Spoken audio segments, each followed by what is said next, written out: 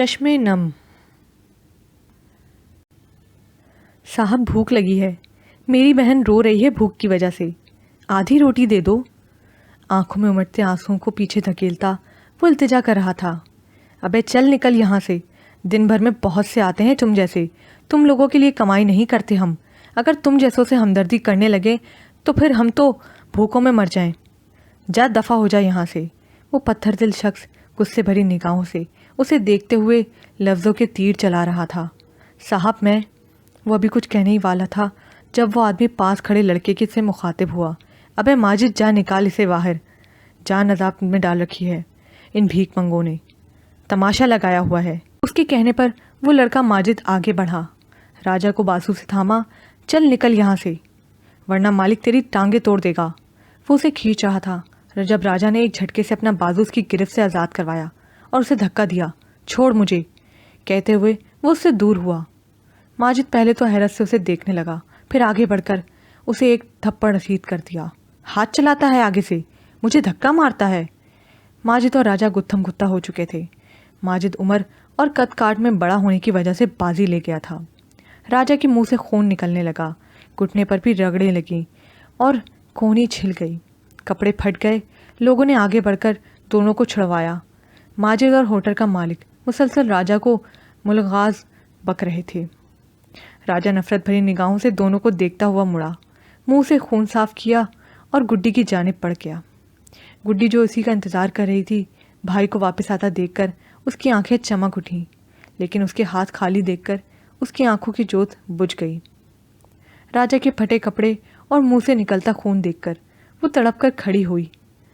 راجا اس کے قریب پہنچ چکا تھا۔ بھیا یہ کیا ہوا؟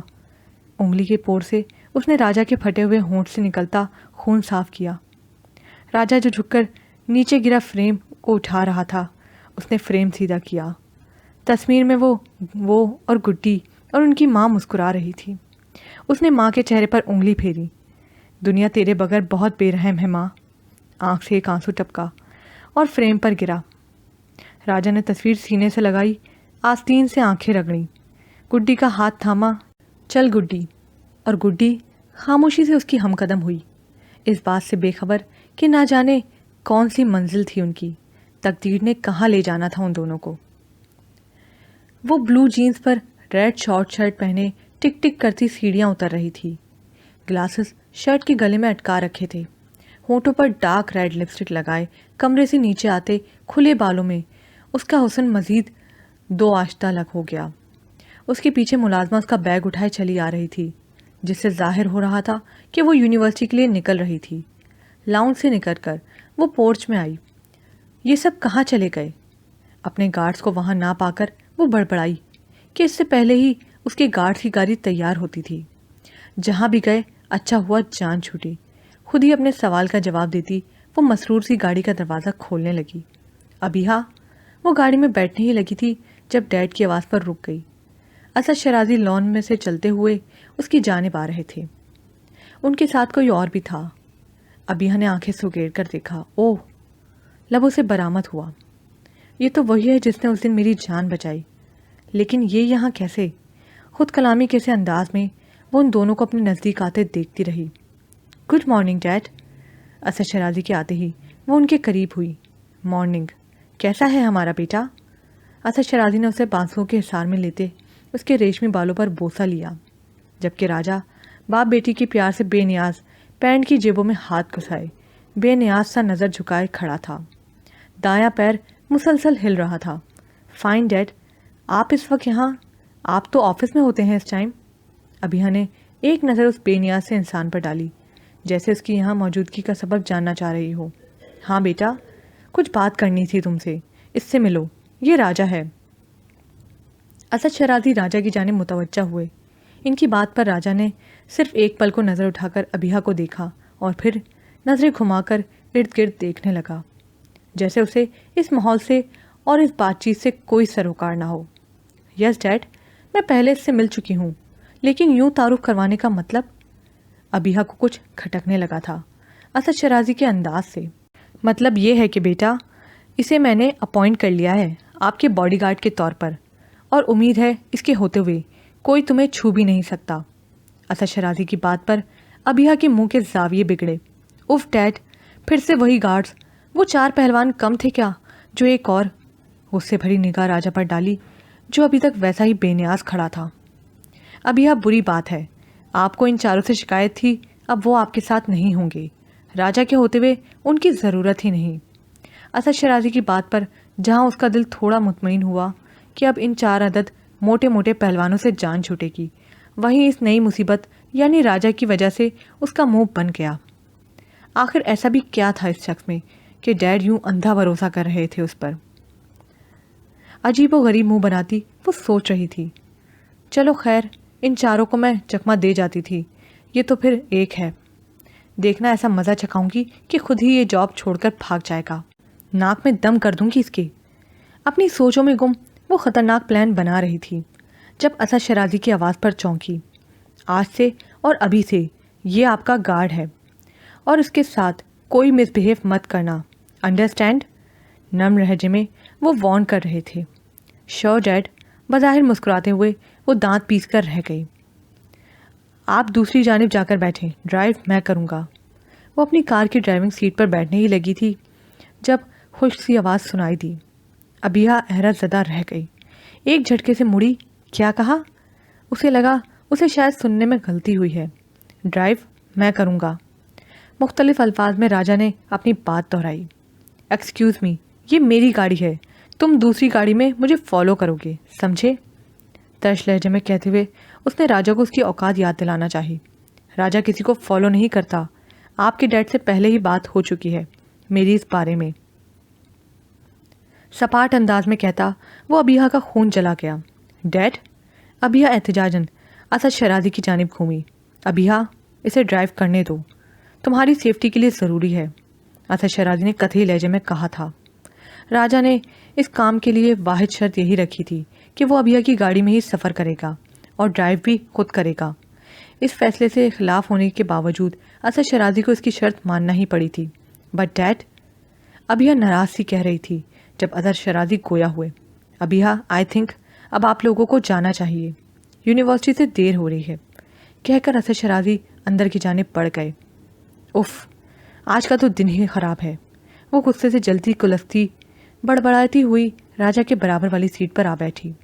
اس کے بیٹھتے ہی راجا نے گاڑی سٹارٹ کر دی اور بغیر اس کی جانب دیکھے آگے بڑھا دی. بہت سی جگہوں پر دھکے کھاتے ہوئے وہ دونوں اب نڈھال سے ایک گاؤں سے باہر نکلتی کچی سڑک پر سر جھکائے بیٹھے تھے.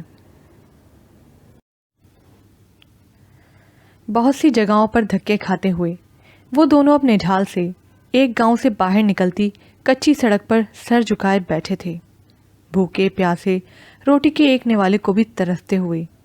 انہیں یہ بھی معلوم نہیں تھا کہ وہ کس جگہ اور کس گاؤں میں ہیں. بھیا, تم گھر سے کیوں بھاگے؟ گڈی روتے ہوئے ہچکیوں کے درمیان شکایت بھرے انداز میں اس سے پوچھ رہی تھی. راجا نے بے بسی بھری نگاہ اس پر ڈالی اور ہاتھ میں پکڑے تنکے کی مدد سے پھر زمین پر آڑی ترچھی لکیریں کھینچنے لگا. اس کا نچلا ہونٹ سوجا ہوا تھا اور بائیں آنکھ سے ذرا نیچے رخسار پر نیل نظر آ رہا تھا جو صبح کی لڑائی کا نتیجہ تھا. اس کی طرف سے کوئی جواب نہ پا کر گڈی گھٹنوں میں سر دیے کر بیٹھ گئی. اس کے الجھے بکھرے بھورے بال اب گردن سے چپک رہے تھے. ارد گرد اندھیرا گہرا ہونے لگا تھا. راجا ڈھلتے ہوئے نارنجی سورج کو دیکھنے لگا. یہ سورج ان کی زندگی میں کبھی روشنی لے کر طلوع نہیں ہوا تھا.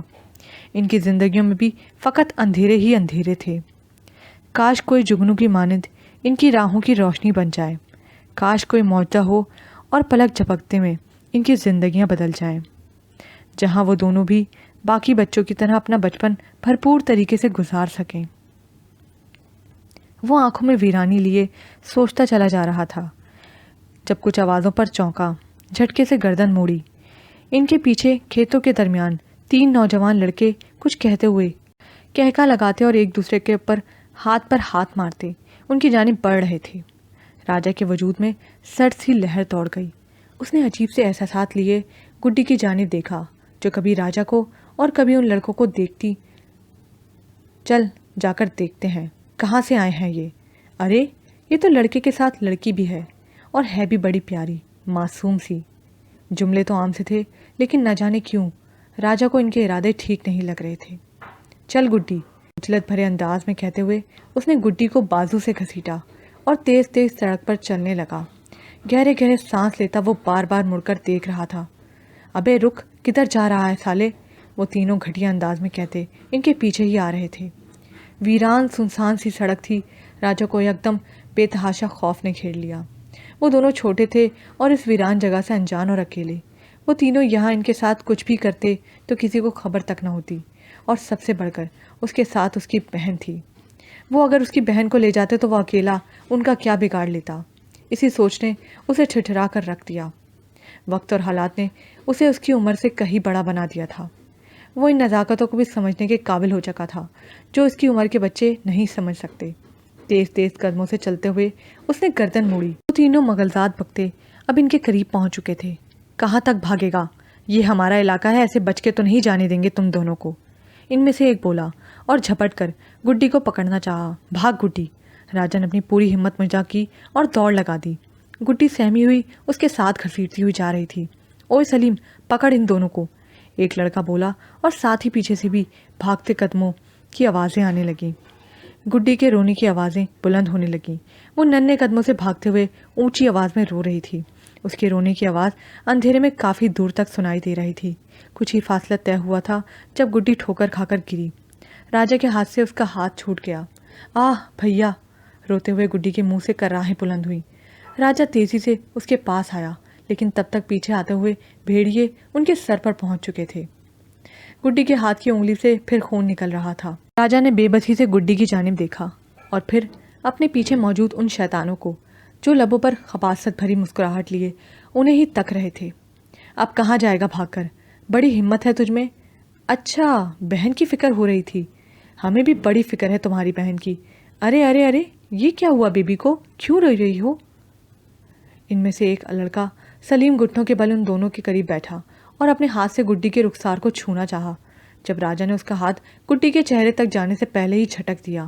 ہاتھ مت لگانا میری بہن کو، نفرت بھرے لہجے میں کہتے ہوئے وہ اس کی آنکھوں میں دیکھ رہا تھا۔ وہ لڑکا حیران سا اسے دیکھنے لگا جب دوسرا لڑکا آگے بڑھا۔ ابے چھٹانک بھر کا ہے تو، بہن کی عزت کا بڑا پتہ ہے، ایک تھپڑ کھائے گا تو 7 دن ہوش میں نہیں آئے گا تجھے۔ یہ لے، لگا لیا ہاتھ تیری بہن کو، کیا کر لے گا؟ اس نے گڈی کو ہاتھ سے پکڑ کر اپنی جانب گھسیٹنا چاہا جس پر گڈی چیخ اٹھی تھی۔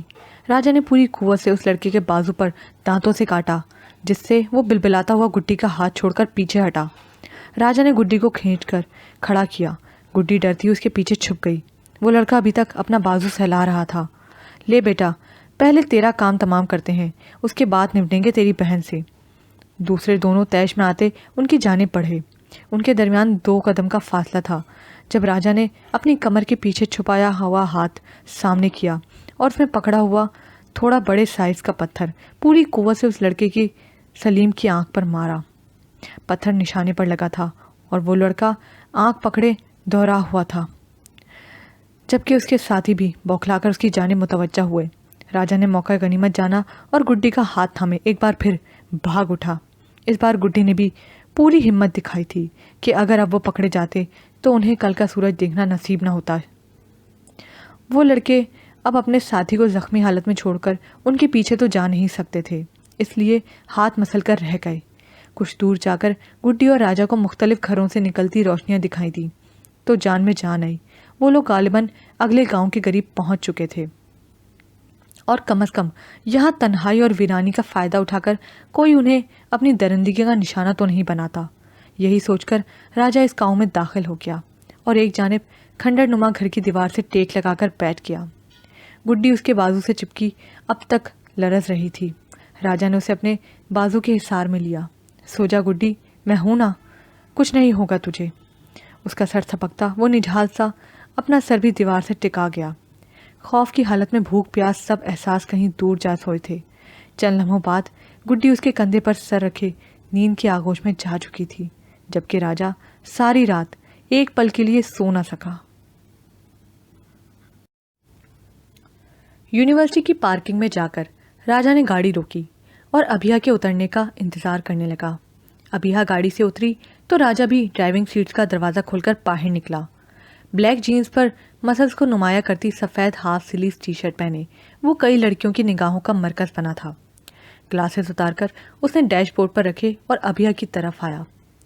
ऐसे मुंह उठाए क्या खड़े हो, मेरा बैग और बुक्स उठाओ और क्लास में छोड़कर आओ, नखूस से कहती वो आगे बढ़ गई। अभी 2 कदम ही उठाए थे जब उसे रुकना पड़ा। मैं आपका बॉडीगार्ड हूँ, बॉडी मैन नहीं। आपके अपने हाथ सलामत हैं, ये काम आप खुद कर सकती हैं। पैंट की जेबों में हाथ घुसाए वो थोड़ा सा झुककर आदतन अपने जूतों की नोक से ज़मीन खुरच रहा था। अब यह एक झटके से मुड़ी। पहले भी ये काम मेरे बॉडीगार्ड्स ही करते थे, समझे तुम? तेज़ लहजे में कहते हुए वो अपना रुआब जमाने की कोशिश कर रही थी। करते होंगे, लेकिन मैं नहीं करूँगा, ये गार्ड की ड्यूटी में शामिल नहीं। आज से ये सब काम आपको खुद ही करने होंगे। कान की लौ को मसलता वो बेनियाज सा इर्द गिर्द नज़रें घुमाने लगा, जहाँ बहुत सी रंग बिरंगी तितलियाँ दिलचस्पी से उसे ही तक रही थीं। यूं वो गुस्से से कुछ कहते कहते रुकी थी। ओह, आपने मुझसे कुछ कहा? आईब्रो उचकाए राजा ने एक नज़र उसकी झल्लाहट से सुर्ख पड़ते चेहरे को देखा। अभिया ने जवाब दिए बगैर झपट कर गाड़ी से अपना बैग उठाया, बुक्स हाथ में पकड़ी और टिक टिक करती आगे बढ़ गई। चंद कदम ही आगे जा पाई थी जब एक बार फिर उसे रुकना पड़ा। वो तैश से मुड़ी। हेलो, अब यूं मुंह उठाए किधर जा रहे हो? अभिया उसे अपने पीछे कदम बढ़ाते देखकर घुर्राई। आपके साथ यूनिवर्सिटी में। राजा भी रुक गया था। तुम गार्ड हो मेरे, तो क्या मतलब है कि अब हर जगह तुम छल्ला बनकर घूमोगे? अभिया के लहजे में तखीर थी। जाहिर है यही मेरी ड्यूटी है। राजा ने असर लेने के बिना कंधे उचकाए, जैसे उसे अभिया के लहजे से कोई फ़र्क न पड़ा हो। Duty my foot. यूनिवर्सिटी के अंदर तुम नहीं जा सकते। यहीं गेट के पास गेट कीपर के साथ बैठोगे तुम, और मेरी यूनी से फ्री होने का इंतज़ार करोगे। चबा चबा कर कहती वो जहर लग रही थी। राजा का दिल तो चाहा एक घुमा कर दे उसे बाएं हाथ का, लेकिन जब्त कर गया। आपके डैड से मेरी बात हो चुकी है। मैं आपकी प्रोटेक्शन के लिए हर जगह आपके साथ रहूँगा, सिवाय आपके रूम और वॉशरूम के। नज़र झुकाए वो पूरे एतमाद लहजे में कह गया था। अभिया ने गुस्से से देखा। तुम ऐसा क्यों नहीं करते? मेरे रूम और वॉशरूम में भी मेरे साथ ही आ जाना। क्या मालूम वहाँ भी कोई गुंडा च्यूंटी का रूप धारे मेरी जान का दुश्मन बना बैठा हो। वो तंजिया लहजे में कह रही थी। जैसा आपका हुक्म। राजा ने संजीदगी से सरखम किया। अभिया सुलग ही तो उठी थी उसके इस अंदाज पर। मैं पागल हो जाऊंगी। अभिया ने बेबसी से अपने बालों को झकड़ा। पहले से ही हैं, राजा बड़बड़ाया था, लेकिन अभिया सुन चुकी थी। व्हाट? क्या कहा तुमने? वो धाड़ी। बात दोहराना पसंद नहीं। राजा बेनियाजी से इर्द गिर्द देखने लगा। एक नंबर के ढीठ हो तुम। अभिया कहते हुए मुड़ी और तेज़ कदमों से एक जानिब बढ़ गई। तारीफ के लिए शुक्रिया। राजा ने भी कंधे अचकाते हुए उसकी तकलीद में कदम बढ़ा दिए। इस बार अभिया ने कोई जवाब देने से गुरेज ही बरता। मीटिंग रूम में special service group of commandos की चंद अहम नौजवान बैठे थे। वहीं मीटिंग्स रूम का मखसूस माहौल था। अंधेरे कमरे में फ़कत सामने ऑन की गई एलईडी की स्क्रीन की वधियादार रोशनी फैली थी, जिसके सामने सर हबीब खड़े सबको स्क्रीन पर कुछ दिखा रहे थे। चंद लम्हों बाद वो इन 4 नौजवानों की जानिब मुड़े तो ये तो थीं तस्वीरें उन लोगों की जो पाकिस्तान के बड़े बड़े स्मगलर्स, क्रिमिनल्स और लड़कियों के व्यापारी के तौर पर जाने जाते हैं, और जिनके मुतालिक अभी तक हमें ऐसा कोई ठोस सबूत नहीं मिल सका कि हम उन्हें गिरफ्तार कर सकें। पिछले दिनों हमने जिस दहशतगर्द राम को पकड़ा, उससे जहां हमें बहुत सी अहम खबरें मिली, वहीं ये इत्तला भी मिली कि इन सब स्मगलर्स का भी एक बॉस है जिसके अंडर ये सब काम करते हैं। वो शख्स खुद सामने नहीं आता, बस इन सबको अपनी उंगलियों पर नचाता है। अंडरवर्ल्ड माफिया में वो मालिक के नाम से जाना जाता है, जिसकी हैसियत एक डॉन की सी है। न आज तक किसी ने उसे देखा, ना ही कोई उसके बारे में कुछ जानता है। यूँ समझ लें कि पाकिस्तान में इस वक्त जितने भी जराइम पेशा लोग हैं, उन सब का सरपरस्त वो है, और छुपकर वो हर काम की निगरानी करता है। बड़े से बड़ा स्मगलर भी इसके नाम से कांपता है। ये जो राम है, उसका भी इससे ताल्लुक़ था। पाकिस्तान में हमले और बम ब्लास्ट करने के लिए बारूद और असला उसे मालिक की तरफ से ही फराहम किया गया था। इंसानी जानों से खेलना और इस पूरी दुनिया में अपना डर, अपना खौफ बिठाना ही मालिक का शौक़ है। मेजर हबीब सांस लेने को रुके। सब मजम्मत से उनकी बातें सुन रहे थे। मालिक और इस जैसे बहुत से और लोग हैं जो हमारे वतन की जड़ों को खोखला कर रहे हैं। دھماکے کروا کر جہاں یہ بہت سے لوگوں کی جان لے لیتے ہیں، وہیں پاکستان کی ہر گلی، ہر چوراہے میں خوف کی فضا قائم کر دیتے ہیں کہ لوگ اپنے گھروں سے نکلتے ہوئے ڈرتے ہیں۔ آج ہمارے اس پیارے ملک کے حالات اس نہج پر پہنچ چکے ہیں کہ ایک شخص گھر سے نکلتا ہے تو اسے یہ امید نہیں ہوتی کہ وہ شام کو گھر واپس زندہ لوٹے گا یا نہیں۔ پاک وطن کے حالات کو سدھارنے کے لیے مالک جیسے انسانی جان کے دشمنوں کا خاتمہ ضروری ہے۔ میجر حبیب نے گہرا سانس بھرا۔ ہم نے اپنے طور پر انتہائی خفیہ ذرائع سے مالک کے بارے میں کچھ معلومات اکٹھی کی ہیں۔ اس سے پہلے میں آپ لوگوں سے یہ کہنا چاہوں گا کہ ہماری آج کی اس میٹنگ کے بارے میں باہر کسی کو کچھ خبر نہ ہو۔ یہ معاملہ انتہائی نازک ہے اور ہمیں جو بھی کرنا ہے نہایت سوچ سمجھ کر اور خفیہ طریقے سے کرنا ہے۔ میجر حبیب کہتے ہوئے اسکرین کی جانب متوجہ ہوئے جہاں اب ایک تصویر ابھری تھی۔ یہ ہے اسد شرازی۔ دنیا انہیں ایک نامور بزنس مین کے طور پر جانتی ہے۔ صاف شفاف ریکارڈ، کبھی ان کے خلاف کوئی کیس نہیں بنا، کبھی کوئی افیئر اخبارات کی زینت نہیں بنا۔ اور یہ تو آپ لوگ بھی اچھی طرح جانتے ہیں کہ اس دنیا میں بھی کوئی بھی دودھ کا دھلا نہیں۔ بات اگر کسی بڑے بزنس مین کی ہو تو ایسا ہونا امپاسبل ہے۔ یہ آدمی اوپر سے دکھنے میں جتنا سیدھا سادہ اور شریف نظر آتا ہے، اندر سے اتنا ہی غلیظ اور دوگلا ہے۔ دنیا کے سامنے اس کا فقط ایک چہرہ ہے، اسد شرازی کا چہرہ، لیکن یہی شخص انڈر ورلڈ میں ایک اور نام سے جانا جاتا ہے، مالک کے نام سے۔ میجر حبیب نے گویا دھماکہ کیا تھا۔ وہاں موجود 3 نوجوان ایک دوسرے کی جانب دیکھ رہے تھے۔ فقط ایک فرد تھا جس کی نظریں اس تصویر پر ٹکی تھیں۔ عجیب سے تاثرات تھے ان نگاہوں میں۔ یہی وہ شخص ہے مالک، جو بظاہر ایک بزنس ٹائکون کے لیکن اصل میں انڈر ورلڈ کا بے تاج بادشاہ ہے۔ اس کا بزنس فقط اس کے کالے دھن کو چھپانے کا ایک ذریعہ ہے، اور اس کو بے نقاب کرنا ہی ہمارا اگلا مشن ہے۔ میجر حبیب بات کو جاری رکھے ہوئے تھے جب وہ گہری سیاہ آنکھوں والا نوجوان کھڑا ہوا۔ سر، آئی ول ٹیک دس مشن، مضبوط لہجے میں کہا گیا تھا۔ میجر حبیب نے اس کی جانب دیکھا۔ کیپٹن ابتہاج، یہ وقت جلد بازی کا فیصلہ کرنے کا نہیں ہے۔ یہ مشن آپ کی سوچ سے کہیں زیادہ مشکل اور خطرناک ہے۔ سر، آئی ول ٹیک دس مشن، مضبوط لہجے میں کہا گیا تھا۔ میجر حبیب نے اس کی جانب دیکھا۔ کیپٹن ابتہاج، یہ وقت جلد بازی میں فیصلہ کرنے کا نہیں ہے۔ یہ مشن آپ کی سوچ سے کہیں زیادہ مشکل اور خطرناک ہے۔